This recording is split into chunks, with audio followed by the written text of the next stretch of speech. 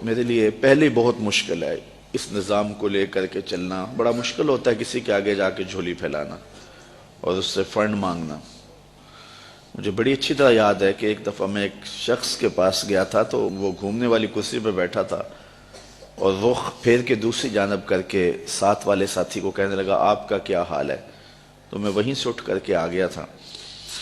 تو میں نے اپنے طلباء سے کہا تھا کہ بھوک کاٹ لو گے لیکن میں دوبارہ کسی کے پاس کسی کے گھر میں جا کے نہیں مانگنا ہے. ہم اتنے پریشان تھے کہ حال دل سوزاں ان سے بھی کہا کہ جو غم گسار نہ تھے. خیر میں نے ایک بات اس کو ضرور کہی تھی.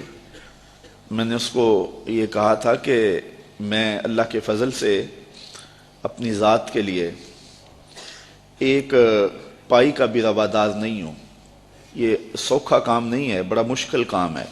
میں اس پورے مجمع میں کہہ رہا ہوں, پوری دنیا میں کہتا ہوں کہ کوئی ایک شخص بھی اٹھ کر کے میرا طلب کرنا تو دور کی بات ہے, میرے رویے کا لالچ بھی بتا دے تو میں دین کا کام کرنا چھوڑ دوں گا.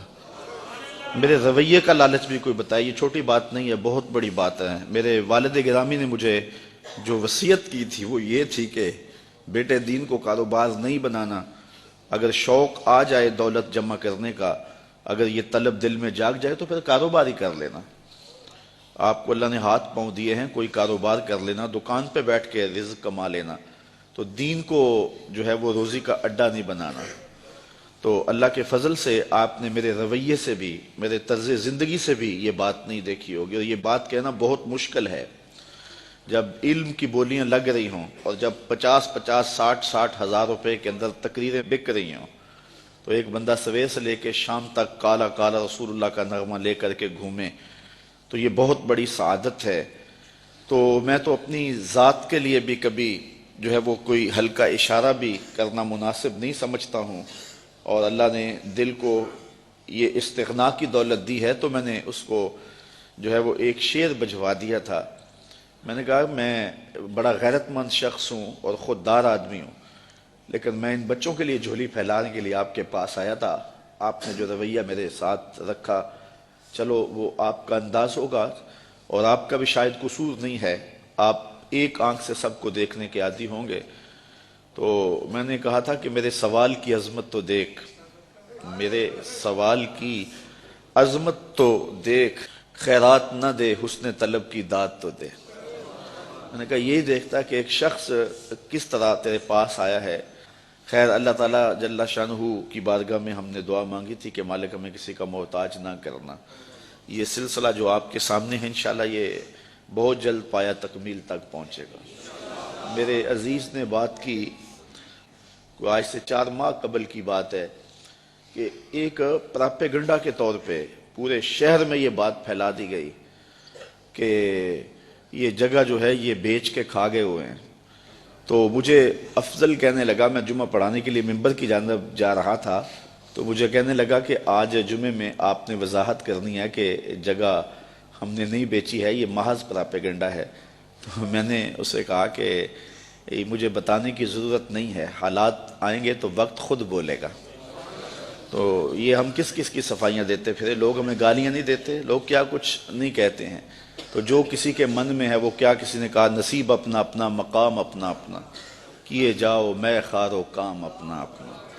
اب تو لوگوں کا محبوب مشغلہ بن گیا ہے ہمیں چھیڑنا, ہمیں تکلیف دینا, ہمیں اذیت پہنچانا. یہ ایک آپ کے شہر میں ایک شخص آ کر کے بڑی لمبی زبان سے یہ بات کر کے گیا ہے کہ رضا ثاقب نے تو دین کی لوٹ سیل لگا دی ہوئی ہے اور وہ دہائی دیتا پھرتا ہے کہ پانڈے کلی کرا لو, مفت تقریراں کروا لو. اس نے تو دین کے وقار کو مجروح کر دیا ہے. یہ دیکھو بت کہیں ہمیں کافر خدا کی مرضی.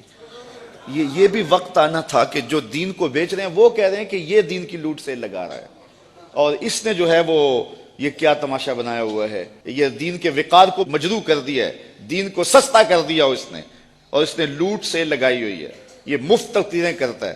تو میں نے کہا صاحب میں کب مفت تقریریں کرتا ہوں, یہ تمہیں غلط فہمی ہے کہ میں مفت تقریریں کرتا ہوں.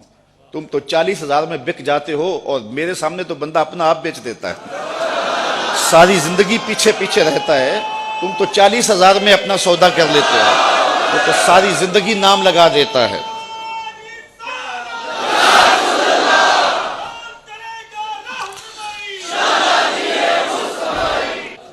میں نے کہا تم تو 40,000 میں بکتے ہو لیکن لوگ جانے بھی دے دیتے ہیں اور کہتے ہیں یہ ابھی بیانہ ہے، ابھی قیمت تو باقی ہے۔ تو میں نے کہا کون کہتا ہے کہ ہم مفت تقریریں کرتے ہیں؟ یہ سازش ہے کہ ہم مفت تقریریں کرتے ہیں۔ لوگ تو اپنی جان بھی وارنے کے لیے تیار ہیں۔ یہ رات بھی لوگ موجود تھے، عصر کے بعد بھی تھے، سحری کے دم بھی تھے۔ اس وقت آج بھی ابھی تک بیٹھے کون آتا ہے؟ کس کے پاس وقت ہے؟ کیا عمرے کے ٹکٹ رکھے جاتے ہیں کہ لوگ جمع ہو جائیں، کیسی کیسی سریلے آوازیں لگائی جاتی ہیں لوگ جمع ہوں؟ یہ میرے پاس کیا ہے؟ لفظ بھی ٹوٹے ہوئے، لہجہ بھی سلامت نہیں ہے، لیکن یہ طلبہ ہیں تو کھچے چلے آ رہے ہیں، کہاں کہاں سے آ رہے ہیں۔ محبت کرنے والے ہیں کہ سب کچھ نچھاور کر رہے ہیں۔ جو شخص آگے سے جواب نہ دے تو لوگ سمجھتے ہیں کہ اسی کو مارو اور اسی کی تذلیل کرو۔ اور دوسری بات یہ ہے کہ جب کام ہوتا ہے تو مخالفت بھی ہوتی ہے۔ یہ 108 بچے فارغ ہو رہے ہیں، اصل مخالفت تو اب شروع ہوگی۔ تو مجھے ایک صاحب ذمہ دار ہیں، بزرگ ہیں، تو وہ کہنے لگے کہ کچھ لوگوں کے کنایتم جو ہے وہ ذکر کرنے کے بعد کہ یہ سارے لوگ آپ کی مخالفت کرتے ہیں، آپ کا مقابلہ کر رہے ہیں۔ تو میں نے بڑے حیرت سے کہا میرا مقابلہ تو نہیں کر رہے۔ کہنے لگے نہیں تم بولے آدمی، تمہیں نہیں پتا، یہ تمہارا مقابلہ کر رہے ہیں۔ میں نے کہا صاحب میرا مقابلہ نہیں کر رہے۔ کہنے لگے نہیں تمہیں نہیں پتا، یہ تمہارا مقابلہ کر رہے ہیں، اور کھلے اور کچھ باتیں انہوں نے سنانے چاہیے۔ میں نے کہا کیسے مقابلہ کرتے ہیں؟ میں ایک مہینے میں 70 درس دیتا ہوں، اگر یہ 71 دے تو مقابلہ ہونا۔ میں 70 ایک مہینے میں اللہ کی توفیق سے درس دیتا ہوں، اگر یہ جو ہے وہ مقابلہ کریں تو 71 یا 72 دیں تو مقابلہ ہوگا۔ تو آج اللہ نے ہمیں توفیق دی ہے کہ 108 طلبہ فارغ ہوئے ہیں۔ اگر کوئی مقابلہ کرنا چاہے ہمارا تو ہمیں خوشی ہوگی کہ وہ 109 فارغ کرے۔ کاش کہ ایسے مقابلے کا ماحول پیدا ہو جائے۔ فاستبقوا الخیرات، اس مقابلے کی ترغیب تو رب نے بھی دلائی ہے۔ نیکی کے کاموں میں ایک دوسرے سے آگے بڑھنے کی کوشش کرو۔ کاش کہ اس طرح کے مقابلے کا ماحول پیدا ہو جائے تو یہ ہمارے لیے خوشی کی